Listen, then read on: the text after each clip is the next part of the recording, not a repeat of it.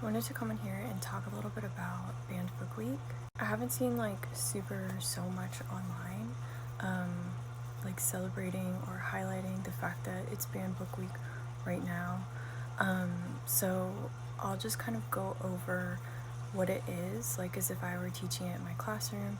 If you were in my class when I was a teacher and I didn't have the chance to get to Banned Book Week, that was because we were under very extreme time constraints and I had a very strict curriculum to meet at the time. If you were then and you're watching this, you might be familiar with my whole presentation of information and you probably got tired of me talking about it. So first, what Banned Book Week is, and if you weren't exposed to this in school, I was not until I joined a literary society in my first semester of college that I even learned about Banned Book Week and how it celebrates access to open and free information. So all of that being said, my favorite example to give of a specific book being banned is the novel Slaughterhouse-Five by Kurt Vonnegut, and I hope that I'm pronouncing that correctly. That's my understanding of how it's pronounced.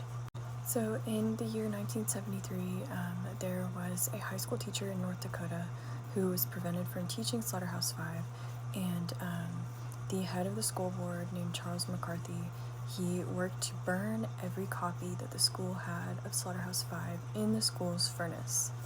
If you guys are familiar with history at all, this is in the 70s, so this is not even several decades after another very notable seizure of every book compiled in the center of the city and then burned.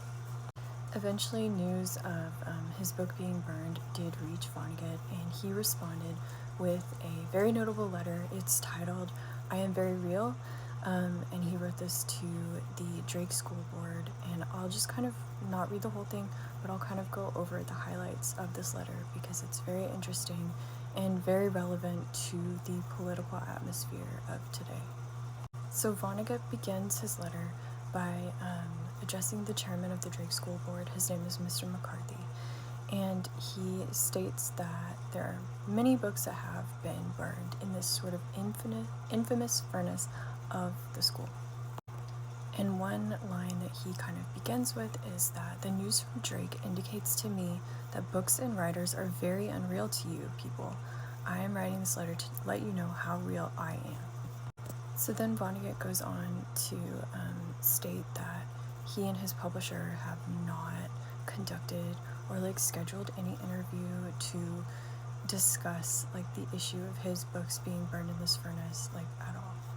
So this is something he's keeping as a very private issue, and he even challenges him, do you have the courage and ordinary decency to show this letter to people, or will it too be consigned to the fires of your furnace? Vonnegut then shifts his rhetoric to kind of demystify himself as an author.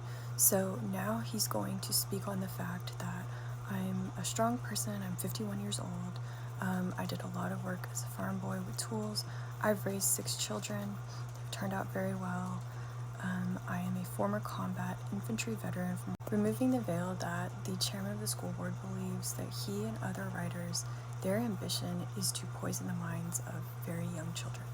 This part I find very interesting because Vonnegut says, if you were to bother to read my books to behave as an educated person would, you would learn that my books are not sexy and they do not argue in favor of wildness of any kind. In fact, they beg that people be kinder and more responsible than they often are. The issue that I believe was raised in why these books needed to be burned was for obscene language, and Vonnegut addresses that directly. He says that people speak coarsely in real life, especially soldiers and hardworking men speak coarsely, and even our most sheltered children know that. And we all know too that these words don't damage children much. They didn't damage us when we were young. It was evil deeds and lying that hurt us. Vonnegut does acknowledge that it's our right and responsibility to decide which books our children are going to be made to read in our community, sure, but it's also true that if you exercise that right and fulfill the responsibility in an ignorant, harsh, un-American manner, people are entitled to call you bad citizens and fools. Even your own children are entitled to call you that. kind of reaching the conclusion of this letter now, and Vonnegut does acknowledge the fact that the entire community of Drake was mystified by this decision to treat the books in that way. And he does say that books are sacred to free men for good reasons, and wars have been fought against nations which hate books and burn them. And he concludes by just saying that if you're an American, you must allow all ideas to circulate freely in your community, not merely your own. You should also resolve to expose your children to all sorts of opinions and information in order that they will be better equipped to make decisions and survive. Again, you've insulted me. I am a good citizen. I am very real. If banned books are kind of your thing, if you're looking into getting more into like censorship and like the dangers of it, some texts that I recommend: Slaughterhouse-Five, which was like the subject of like this entire Inquisition. Also, Animal Farm is really great. It's an allegory of the Russian Revolution. It also, if you want to read that and make a lot of comparisons to what's happening now in America, that would be probably really interesting and beneficial. It is technically like more of a children's book, but the way that the information is presented is very palatable to readers of all ages. There's also Fahrenheit 451, which deals with like explicitly that burning of books. There are a lot of dystopian novels that exist like on shelves currently, but there are also a lot of books that are being banned or challenged in schools that you might not know about, that I recommend you read or just like add to your personal library so that you can be more familiar with just ideas that are different than maybe what's being pushed over the internet right now.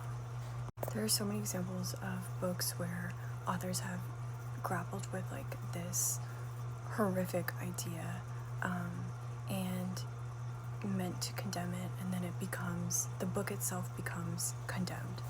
So if you do choose to read these books, just maybe proceed with those things in mind, and I would definitely interact with the text, annotate, make notes as you read, and happy Banned Book Week.